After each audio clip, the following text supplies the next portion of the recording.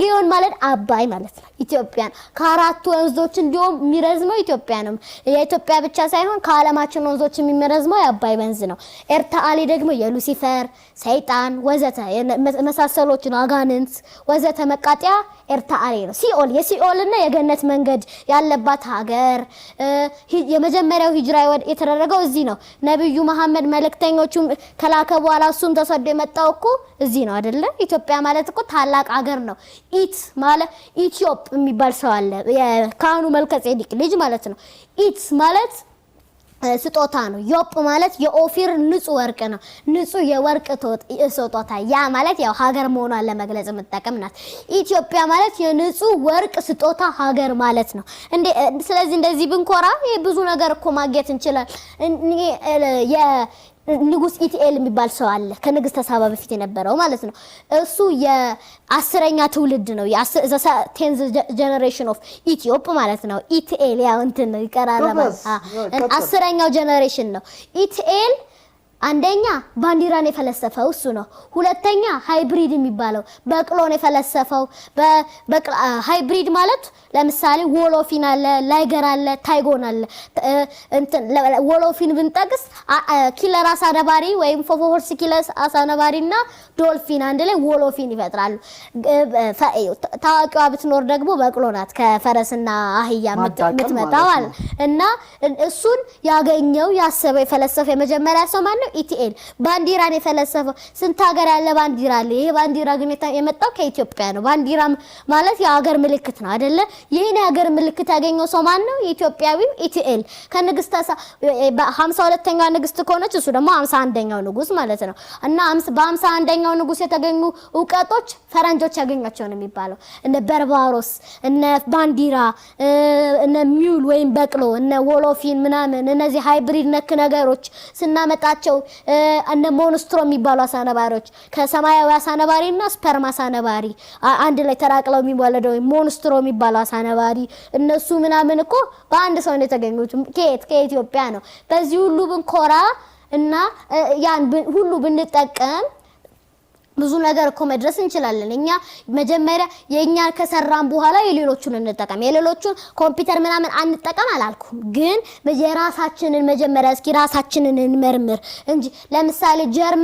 ጀርመን መጀመሪያ የራሳቸው መሰረት ከሰሩ በኋላ ነው ሌሎቹ መውሰድ የጀመሩት እኛ ግን መሰረት ከሌለ የት እናስቀምጠው ተሸክመን መቅዳት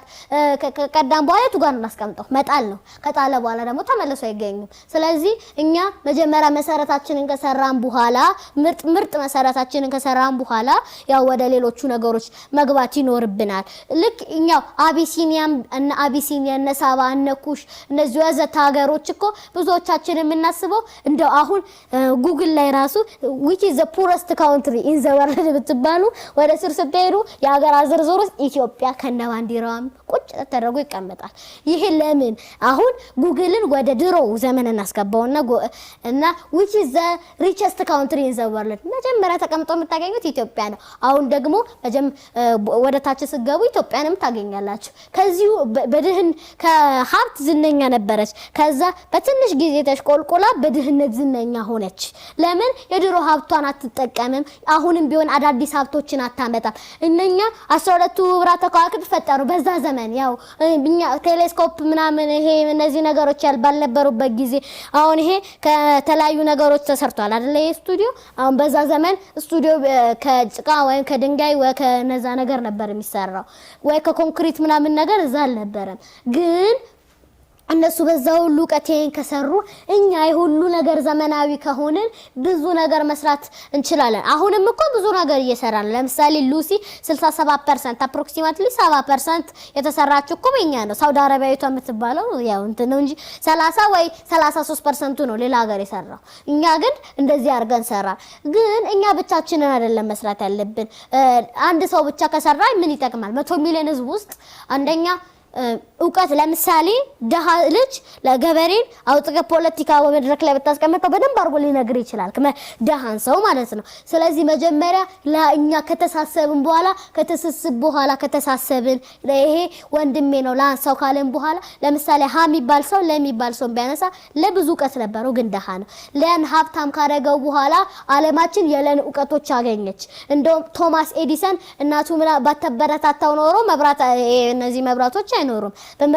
አልበርት አንስታይንስ ቢሆን ከትምህርት ቤት ሰነፈ ያው እንትን ከሰነፈ በኋላ እናቴ ለምን ከትምህርት ቤት ተባረርኩ ይባል ጎብዘ ነው አለች ከዛ እንዴ እኔ እንደዚህ ጎብዘ ለምን እንደዚህ ሰራለሁ ብሎ ብዙ ነገሮችን መስራት ጀመረና ያው ሪላቲቪቲ ቲዮሪ እንደውም በርባሮስ በ1784 ተገኝቶ በ1914 ደግሞ በደንብ እየተረጋገጠ ሲመጣ በ1916 አካባቢ ሪላቲቪቲ ቲዮሪን አመነጨ ብላክ ሆል መረጋገጫ ዘመን ላይ ሪላቲቪቲ ቲዮሪን አመጣ ስለዚህ ሁላችንም ማንኛውንም ሰው እናስነሳ ብዙ ነገር እናገኛለን ቅድም እሱ እንዳለው ብዙ ዘርፎችን ማግኘት ነው